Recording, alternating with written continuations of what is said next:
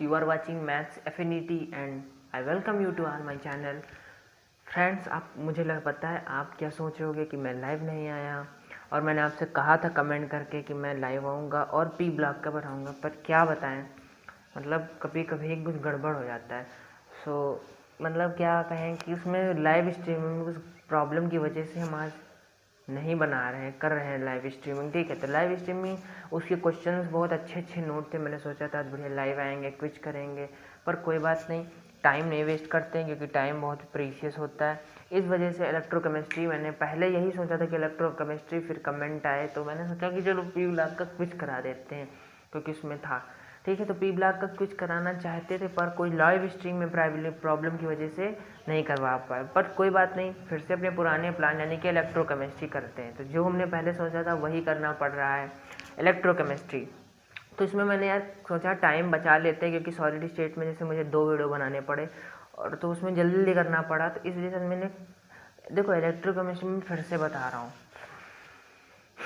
बहुत क्वेश्चन पूछे जाते हैं। ठीक है, तो आप एक काम करना कि ये पहले फार्मूलाज तैयार कर दो। आपको थ्योरेटिकल पोर्शन खुद तैयार करना, मैं फिर कह रहा हूँ, मैं वो चैप्टर जरूर करवा रहा हूँ पर इम्पॉर्टेंट क्वेश्चन ही करवाएंगे, इंपॉर्टेंट टॉपिक्स करवाएंगे, न्यूमेरिकल कॉन्सेप्ट यानी कि न्यूमेरिकल बताएंगे, न्यूमेरिकल कॉन्सेप्ट क्लियर करेंगे, बट थ्योरेटिकल पोर्शन आप ही को तैयार करना होगा। हाँ, थ्योरेटिकल में जो इम्पॉर्टेंट होगा वो हम आपको बता देंगे।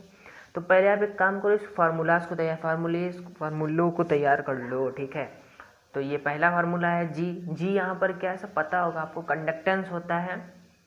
इसको क्या कहते हैं, कंडक्टेंस। मतलब इसके न्यूमेरिकल आते ही नहीं है, समझ लो बिल्कुल 1% आते हैं, लेकिन आ भी सकते हैं, ऐसी बात नहीं है। जी इक्वल टू 1/r। आर हमारा रेजिस्टेंस है, रो फिजिक्स में पढ़े हो गए, डीसी सर्किट ओम्स लॉ वाले चैप्टर में रो रेजिस्टिविटी होता है, वही है हमारा रो। आर यहाँ पर रेजिस्टेंस है, ए क्रॉस सेक्शन एरिया है यानी कि हम इसको CSA कह सकते हैं, और एल लेंथ है किसकी, जो मटेरियल होगा उसकी, और L/A को हम कह सकते हैं सेल कांस्टेंट। ठीक है भाई, सो कभी भी आपको सेल कांस्टेंट कहा जाए तो आप आसानी से L/A करके सेल कांस्टेंट निकाल सकते हैं। ये कप्पा है, के नहीं है, पता होगा, आप पढ़ चुके होगे 12th में चैप्टर, तो इतना सब पता होगा। तो आपको खुद से तैयार करना पड़ेगा। सबसे पहली बात, खुद से तैयार कर लो थ्योरेटिकल पोर्शन, और जो इम्पोर्टेंट होगा मैं आपको बता ही देता हूँ। और फार्मूला तैयार कर लो क्योंकि आपको कॉम्पिटिटिव एग्जाम है MU-SSSI, तो इसमें आपको फार्मूला बहुत तैयार होना चाहिए। कप्पा, इसको कप्पा कहते हैं। ठीक है, और ये हमारा होता है स्पेसिफिक कंडक्टिविटी, और इसको G इक्वल टू L/A होता है। ठीक है, G ये कंडक्टेंस वाला, इसको कहते हैं इक्विवेलेंट कंडक्टिविटी लैम्डा। लैम्डा होती है हमारी इक्विवेलेंट कंडक्टिविटी।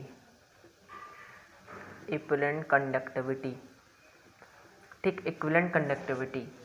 अब आप पूछोगे इसकी यूनिट क्या होती है, तो मैं यूनिट ही बता दूँ क्योंकि यूनिट इसकी बहुत ही ज़्यादा इंपॉर्टेंट होती है, और कभी कभी तो ऐसा होता है कि यूनिट ही पूछ ली जाती है। तो एक काम करते हैं, इसको मिटा देते हैं, 1 मिनट। यूनिट जो होती है इसकी वो बड़ी अच्छी होती है, जिसको हम कहते हैं siemens centimetre square equivalent inverse, या फिर आप कह सकते हैं इसकी unit ohm inverse centimetre square equivalent inverse, ये कह सकते हैं।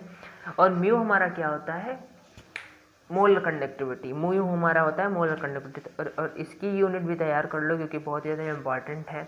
एक चीज़ बता देंगे, बस जो ये वाला है इसमें बस आपको ये करना है, ओम इनवर्स सेंटीमीटर स्क्वायर इसी के जैसा है, बट यहाँ पर इक्विवेलेंट की जगह मोल इनवर्स। तो बड़ी आसान है, एक तैयार कर लो, दूसरी अपने आप तैयार हो जाएगी, और cement centimetre square mole inverse, बस ये करना है। और ये हमारा कोलराउश लॉ है, पता ही होगा कोलराउश लॉ।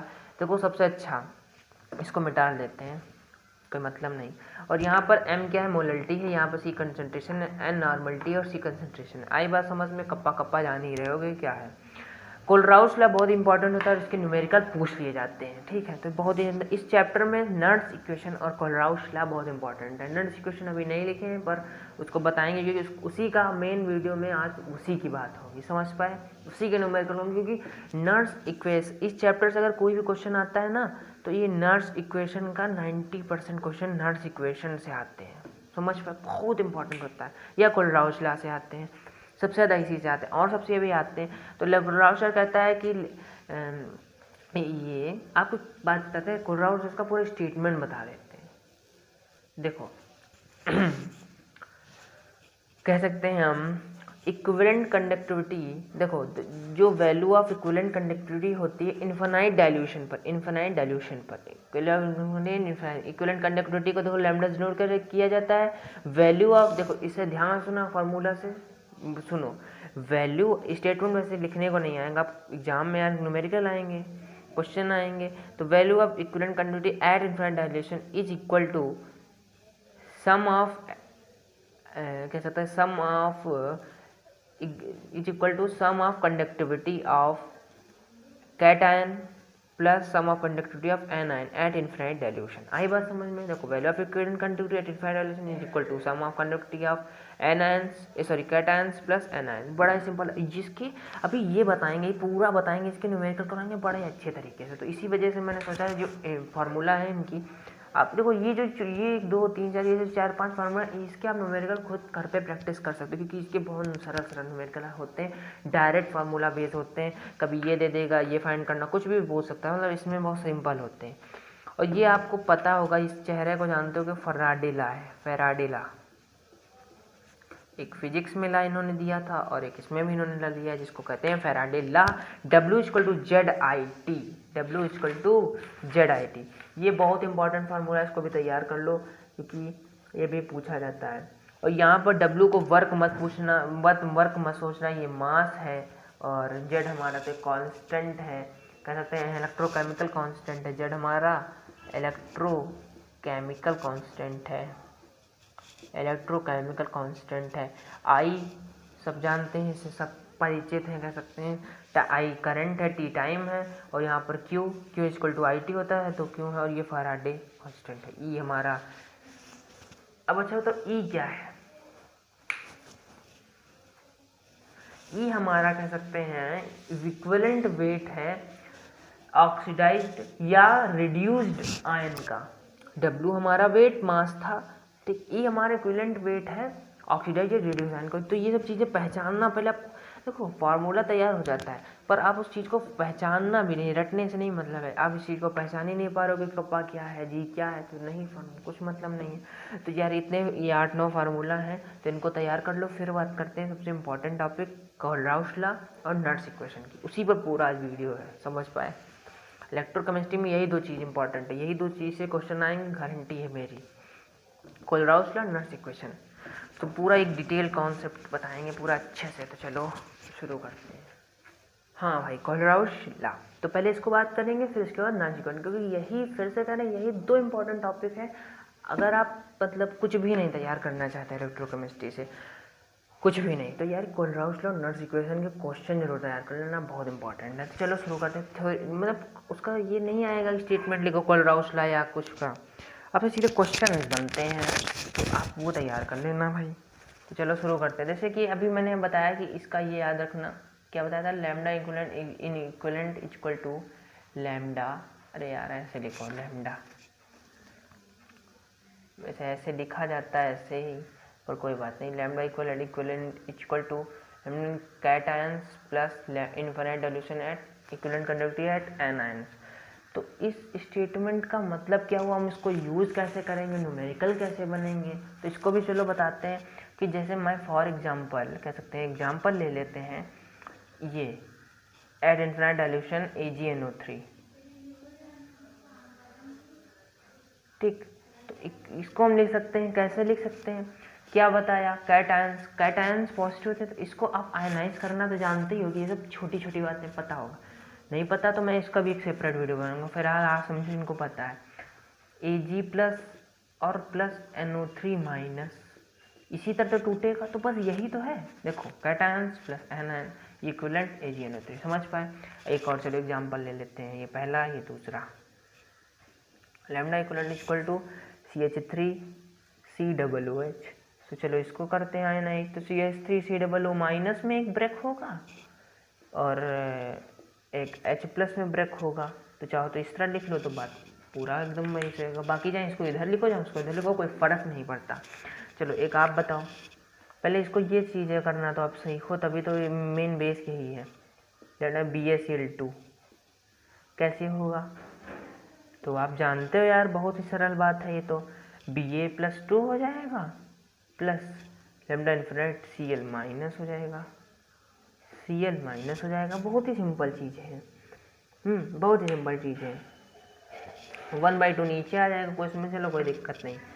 चलो भाई, अब आप समझ गए होगे ये सब चीज़ें, कैसे हमने फार्मूला तो सीख लिया पर हमने कैसे बनाया गया ये भी सीख लेना। अब आपको समझ में आ गया ना? एक सेकेंड। तो सबसे अच्छा क्वेश्चन पहला आ गया, ये क्वेश्चन से आपको पूरा कॉन्सेप्ट क्लियर हो जाएगा कि क्या बात है। तो देखो मैंने लिख लिया है शॉर्टकट में, टाइम ना वेस्ट हो। तो value of equivalent conductivity at infinite dilution of BaOH whole twice दी गई है। वैल्यू आप इसी टाइप के न्यूमेरिकल आएंगे, सुन लो अभी बात, इसी टाइप के न्यूमेरिकल आएंगे। यहाँ भी ये चेंज हो सकते हैं, मतलब ये मैं नहीं कह रहा हूँ यही आएगा, लेकिन इसी टाइप के आएंगे। Value of equivalent infinite dilution में NH4Cl दे दी गई है, BaCl2 की भी दे दी गई है इन्फिनिट डायल्यूशन पर इक्विवेलेंट कंडक्टिविटी की वैल्यू। तो मैं कैलकुलेट करना है value of molar conductivity, sorry यहाँ पे मोलर कंडक्टिविटी दी गई है इन्फिनिट डायल्यूशन पर, कोई बात नहीं, वैल्यू ऑफ मोलर कंडक्टिविटी। तो calculate the molar conductivity of value of NH4OH infinite. तो सबसे कैसे देखो इस मतलब सुनो ध्यान से सुना, कैसे क्वेश्चन को टैकल करना है कोलराउस ला के। तो जो आपको कैलकुलेट करना उसको पहले आप आयनाइज कर लो, जैसे अभी सिखाया था। देखो मोलर कंडक्टिविटी इन्फिनिट डायल्यूशन कैसे कर सकते हैं, देखो बिल्कुल आराम से बताएंगे आपको। NH4OH इसको आयनाइज कर लो जैसे बताया था, स्टेटमेंट क्या है। तो कैसे NH4 प्लस OH माइनस। अब आपको ये एम बना के चलना है कि हमको इन तीन की हेल्प की वजह से ये फाइंड करना है किसी तरह। ये दोनों फाइंड हो जाएंगे तो आपका आसानी से वैल्यू निकल जाएगी। तो चलो पहले अभी इसको आयनाइज करते हैं। तो ये अब हमारा मेन टारगेट है, इसको हम अभी इसको यही हमको इसी को शूट करना है, कर सकते हैं। तो BaOH होल ट्वाइस को अब आयनाइज करो, और इसकी वैल्यू हमें दे दी गई है, इसी की हेल्प करेंगे हम। तो हो जाएगा Ba+2 plus lambda infinite 2OH minus.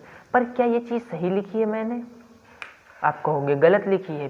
क्यों कहोगे गलत लिखी है? क्योंकि कहोगे ये 2 आगे आ जाएगा। पर अभी भी क्या सही लिखी है? अभी भी कहोगे गलत लिखी है, क्योंकि जो मैंने जो लैम्डा के बाद में कुछ नहीं लिखा है, सब चीज़ गलत है।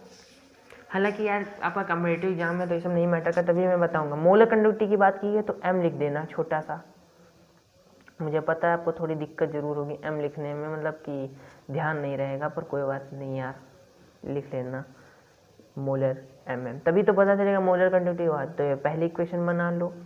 अब इसको थोड़ा एनालाइज करते हैं। अब इसकी वैल्यू भी चलो रख देते हैं। BaOH क्या है 457.6, NH4Cl थोड़ा जल्दी जल्दी करेंगे तो 130.0, और इसको आयनाइज करेंगे तो NH4 plus lambda infinite of Cl minus. तो मैं MM नहीं लिखूंगा यार, मैं बता दिया हूँ आपको, ठीक है, मैंने आपको बता दिया है। तो कैसे करना है, तो lambda infinite of Ba+2 plus lambda infinite of 2Cl minus. यहाँ मत लिखना 2। अब आप सुनो, इसके बाद आपको क्या इस टाइप की जब इक्वेशन आपकी कोई भी क्वेश्चन में बन जाए, ठीक, तो आप सोचो ये हमको NH4 प्लस लाना है, तो हमको इसको कैंसिल नहीं करना है और OH माइनस को भी नहीं कैंसिल करना। तो इसी तरह बनाओ, फिर इसी की शक्ल का इन सबसे। तो आपका क्या कर सकते हो, इन दो इक्वेशन को अगर मैं माइनस कर दूं तो ये BA मर जाएगा, और ये जब मर जाएगा तो हमको इससे कोई मतलब भी नहीं, तो हमें कोई दुख भी नहीं होगा। तो हम इन दोनों को माइनस कर देते हैं। तो पहले हम इन दोनों को माइनस करेंगे। एक सेकंड यार, ये MM मिटाल देते हैं, तो कन्फ्यूजन बहुत हो जाता है। ठीक, क्या करते हैं, इसको एक काम करो, सब्सट्रैक्टिंग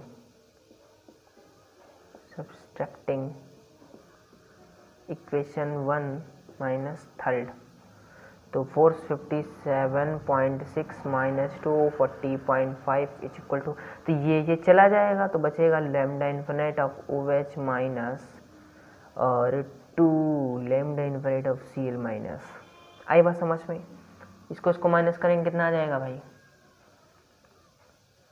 कितना जाएगा, चलो कर लेते हैं। 6517541 और 217 कितना है 217.1, और ये आ जाएगा 2 lambda infinite of OH minus plus 2 lambda infinite of Cl minus. तो ये इक्वेशन हमारी 4 बन जाएगी, 4 बन जाएगी। थोड़ा जल्दी पढ़ते हैं। अब देखो हमें OH माइनस तो लेना है, पर हमको CL माइनस नहीं लेना है, और ये तो हम इन दोनों इक्वेशन को माइनस करेंगे, पर कब माइनस करके हमको CL माइनस को हटाना है। तो एक काम करो, अगर मैं इस इक्वेशन को 2 से मल्टीप्लाई कर दूँ, यार ये तो जगह नहीं है, तो यहीं पे चलो समझ जाना, इसको मैं 2 से मल्टीप्लाई करूँगा। क्यों कर रहा हूँ, क्योंकि यहाँ पे मुझे 2 है, यहाँ पे नहीं है, तो इसको 2 से मल्टीप्लाई कर देते हैं। तो हो जाएगा, कितना हो जाएगा, 260, और ये 2 हो जाएगा आगे, ये 2 हो जाएगा। अब आप सब्सट्रैक्ट कर दो, सब्सट्रैक्टिंग सेकंड माइनस फोर्थ, तो 260.0 माइनस 217.1, और इसको सब्सट्रैक्ट करोगे तो बचेगा हमारा, ये CL मर जाएगा, 2 lambda infinite of NH4 plus 2 lambda infinite of OH minus, कितना हो जाएगा 9 2 4 42.9। और ये जब हम, आप एक काम करना, और ये आपको देखो इसमें 2 नहीं है तो एक 2 कॉमन ले लो, कोई दिक्कत नहीं इसमें। जब 2 कॉमन लोगे, सब दिख रहा है आप, हाँ ठीक, तो आपका थोड़ा समझ जाना यार, टूटा टाटा है सब। तो इसको काट दोगे तो कितना हो जाएगा, 1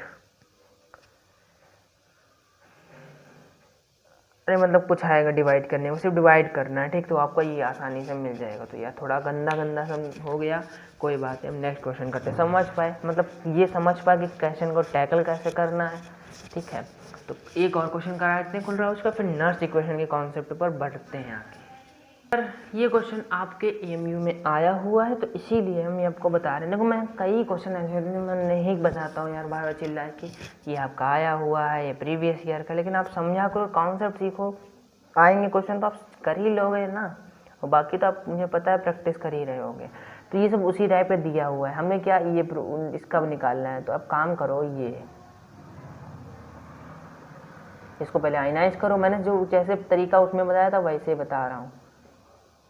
आयनाइज करोगे तो लैम्डा इन्फिनिट, ये इसमें इक्विवेलेंट इन्वर्स दिया हुआ है, यानी इक्विवेलेंट कंडक्टिविटी की बात दी गई है, 2OH माइनस, समझ पाए। ये हमें मेन इसी को टारगेट करके चलना है। तो हम इसको भी आयनाइज करते हैं, तो इसकी वैल्यू दे दी गई है, तो lambda infinite of Na plus lambda infinite of OH minus, और इसकी चलो आयनाइज करते हैं, तो इसकी वैल्यू 2.8 दी गई है, lambda infinite of Ba+2 plus lambda infinite of 2Cl minus, थोड़ा तेज करेंगे अब। थर्ड है lambda infinite of Na plus lambda infinite of Cl minus. कायदे से देखो, मैं क्विज कराना चाहता तो मुझे बहुत सरल था, मैं क्वेश्चन लाता और पूछने लगता, और आप बस कुछ नहीं कर बताते, लेकिन मैंने सोचता हूँ कब आपको सिखा दूँ कॉन्सेप्ट, तभी तो आप कर पाओगे क्वेश्चन। क्विज से क्या मतलब, वो तो आप खुद ही कर रहे हो घर में बैठे। आपको ये लाना है, इसका 2 टाइम्स लाना है, कोई बात नहीं। तो एक काम करो, इस पहले इक्वेशन को 2 से मल्टीप्लाई करोगे, तभी हम इन दोनों को माइनस करके कैंसिल कर देंगे। यहाँ पे 2 है, यहाँ पे CL का कुछ नहीं, इसको 2 से मल्टीप्लाई करोगे तो हो जाएगा 2.4, ये आगे आ जाएगा, ये आगे आ जाएगा, सब्सट्रैक्ट कर दो। अरे वह ऐसे लिख देंगे 2 - 3 2 - 3 2 - 3, तो A4 आ जाएगा, लैम्डा इन्फिनिट ऑफ Ba+2 और 2 लैम्डा इन्फिनिट ऑफ Na+। ये 4th इक्वेशन हो गई। अब देखो हमें क्या लाना है, Ba+2 और 2OH माइनस लाना है। तो इसको अगर मैं 2 से मल्टीप्लाई कर दूँ तो बढ़िया बन जाएगा हमारा, तो इसको भी 2 से मल्टीप्लाई कर देते हैं, तो ये तो हो जाएगा 4.8। तो अब मैं क्या करता हूँ, 1 - 4, समझ पा रहे हो, इक्वेशन 1 - 4, इक्वेशन 2 - 3। तो 1 - 4 करोगे तो 4 2.4, और लैम्डा इन्फिनिट, अब देखो ये और ये कट जाएंगे, क्या बचेगा,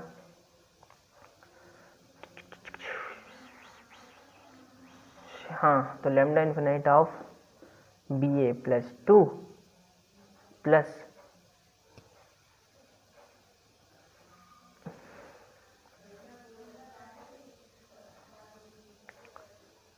एक सेकंड में कुछ गड़बड़ कर रहा हूँ क्या, खैर कोई बात नहीं, चलो ठीक है। इसको इसको इसको इसको जो मतलब ऐड कर रहे हैं यार, ऐड कर रहे हैं तभी कटेगा यार, वही मैं कह रहा हूँ, गड़बड़ में कुछ कर रहा हूँ। ऐड करेंगे, देखो प्लस माइनस तभी, और सब्सट्रैक्ट कर देंगे तो यार ये तो जुड़ जाएगा, समझ पा रहे हो ना बात। तो ऐड कर रहे हैं, ठीक है, समझ जाना। तो ये बचेगा और ये बचेगा, ये कट जाएगा। अगर हम इसको सब्सट्रैक्ट करेंगे तो देखो माइनस है तो ये प्लस हो जाएगा, तो ऐड हो जाएगा, 4n हो जाएगा। तो अब हम प्लस जब करेंगे तब ये ऐसे आएगा, OH माइनस 2 टाइम्स। तो ये हमारा रिक्वायर्ड आंसर हो जाएगा। समझ पा रहे हो पूरी बात? देखो मैं यही लाना था, ये +2 + 2 OH माइनस, ठीक। तो lambda equivalent infinity and infinite dilution of BaOH whole twice is equal to 2.4। आई बात समझ में? आप चलो खोल रहा हूँ को यहीं पर एंड करते हैं, बात करते हैं नर्स इक्वेशन की। उसको बताने से पहले मैं आपको कुछ बताना चाहता हूँ। ये क्वेश्चन है बहुत ही अच्छा, पहले सॉरी क्वेश्चन नहीं है, मतलब मैं आपको कॉन्सेप्ट बता रहा हूँ, ठीक। तो पहले तो आपको ये पता चले कि रिडक्शन क्या होता है, ऑक्सीडेशन क्या होता है। इक्वेशन देखकर और इक्वेशन आपको खुद करनी होगी, ऑक्सीडाइज और रिडक्शन करना होगा। तो ये कैथोड पे हमेशा रिडक्शन होता है, गांठ बांध के सुन लो अभी बात पूरी अच्छे से सुनना। कैथोड पे रिडक्शन होता है, एनोड पे ऑक्सीडेशन होता है। रिडक्शन की रिएक्शन मतलब इस टाइप की होती है, इस शक्ल की, यहाँ पे एम कुछ भी हो सकता है, ठीक है। इस तरह हम रिडक्शन करते हैं, ठीक है। इस तरह हम ऑक्सीडेशन करते हैं। अब कैसे याद रहेगी कैथोड पर रिएक्शन होता है, तो इसके लिए मैंने एक ट्रिक बनाई है, ये कहीं नहीं मिलेगी, गारंटी है मेरी, क्योंकि मैंने ही बनाई है। AOCR, कितनी अच्छी ट्रिक है ये, हैशटैग ट्रिक AMU के लिए ठीक है। सो मैंने आपके लिए ट्रिक बनाई है AOCR। अब इसका मतलब अब वो CR, ठीक, इस तरह याद रहेगा ना। AOCR एनोड, इस क्या है AO, anode oxidation, cathode reduction. मतलब कि आपको एनोड ऑक्सीडेशन होगा, कैथोड रिडक्शन होगा। तो इस तरह आपको याद रहेगा AOCR। खैर बाकी आपको याद होगा यार, इसमें कोई ट्रिक की ज़रूरत नहीं, लेकिन मैं बता रहा हूँ। एनोड पे ऑक्सीडेशन, कैथोड पे रिडक्शन, ये आपको पता है। यहाँ पे N क्या है? N है नंबर ऑफ इलेक्ट्रॉन। अभी पता चलेगा जब आप रिडक्शन को ऑक्सीडाइज और रिडक्शन करोगे तब समझ आएगा। चलो आगे बढ़ते हैं। ये लिख रहे हैं E cell equal to E cathode plus E anode. ये फार्मूला याद कर लो। देखो भाई पूरा डेरिवेशन नहीं कराऊंगा, मैं तैयारी कर रहा हूँ ना कि कोई चैप्टर कंप्लीट कर पा रहा हूँ, ठीक। और E नॉट सेल जो होता है, इसको हम लोग कहते हैं standard EMF of cell, standard EMF of cell. तो पहले तो आपको ये सब चीज़ें पता होनी चाहिए। Standard EMF of the cell, इसका फार्मूला होता है E0OP प्लस E0RP। इसका मतलब होता है standard oxidation potential of cell, और इसका मतलब होता है standard reduction potential of cell. यानी कि समझ पाइए, ये दो फार्मूला बहुत इंपॉर्टेंट है। और अब E0OP और E0RP का क्या फार्मूला है ये बताएंगे। E0OP का फार्मूला क्या होता है ये सब याद रख लो। देखो EOP, इसका मतलब होता है standard EMF of the cell. यार ये सब लिखे दे रहे हैं, तभी भी आप बस लाइक और सब्सक्राइब करते रहो बस। E0OP माइनस, चलो डायरेक्ट फार्मूला बताते हैं ना। ये RT/NF क्या हुआ, चलो डायरेक्ट फार्मूला आता है जो ज़्यादा यूज में आता है और न्यूमेरिकल में बहुत, N/ ऑक्सीडेशन अपॉन रिडक्शन पर मैं आपको बताऊंगा प्रोडक्ट अपॉन रिएक्टेंट। क्यों ये बताएंगे अभी देखना, काम आएगा। क्योंकि आप यार ऑक्सीडेशन पोटेंशियल में कंफ्यूज हो सकते हो, ये याद रखना। अभी प्रोडक्ट अपॉन रिएक्टेंट कैसे क्या ये सब बताएंगे। और E0ERP क्या होता है, standard EMF of the cell at, यार स्टैंडर्ड नहीं होता है, तो oxidation potential of the cell, ये कर सकते हैं यार इसको, ऑक्सीडेशन पोटेंशियल ऑफ सेल, ये रिडक्शन पोटेंशियल ऑफ सेल। अरे मैं नहीं लिखूँगा। E0RP plus 0.059/N log product upon reactant को शॉर्ट P/R। अब आप इन दोनों को जो सब ऐड करोगे तो ये कैंसिल हो जाएगा, तभी वो वाला फार्मूला आया। कौन सा फार्मूला आया, E0OP प्लस E0RP, ये तो वहीं से फार्मूला है। आई बात समझ में, ठीक। यही नर्स इक्वेशन है जो मैंने आपको बता डाली, यही सब कुछ सब इम्पॉर्टेंट है। इसी से न्यूमेरिकल सॉल्व होते हैं। कैसे न्यूमेरिकल आते हैं चलो उनकी भी बात करते हैं। वो फार्मूला याद रखोगे तो सब न्यूमेरिकल हो जाएंगे। तो पहला न्यूमेरिकल ये है, मैंने तो खैर शॉर्ट में लिख लिया है ई नॉट ओपी, वरना आपको क्वेश्चन में देगा, वहाँ क्वेश्चन में देगा standard image of the oxidation potential of the cell, तो आपको इस टाइप का दिया होगा ऑब्लिक इस टाइप से। तो पहले करना ये होगा, ये एफ दिया, इसको आप पहले ऑक्सीडाइज कराओ, क्योंकि हमको ई ओ पी फाइंड करना है तो ऑक्सीडेशन पहले होना चाहिए। एफ ई को ऑक्सीडाइज कराओगे तो F E plus two E minus में ब्रेक होगा कि नहीं होगा, बिल्कुल होगा, ये सबको पता होगा। और जो एन अभी मैंने उस टाइम पहले बताया था वो एन यही है, एन की वैल्यू यहाँ पे 2 है। एन क्या होता है, इलेक्ट्रॉन्स होते हैं, इलेक्ट्रॉन्स यूज इन सेल, एक एक चीज़ बता रहे हैं, एक electrons in cell, used in cell कह सकते हैं, इलेक्ट्रॉन्स यूज्ड इन सेल, आए बात समझ में।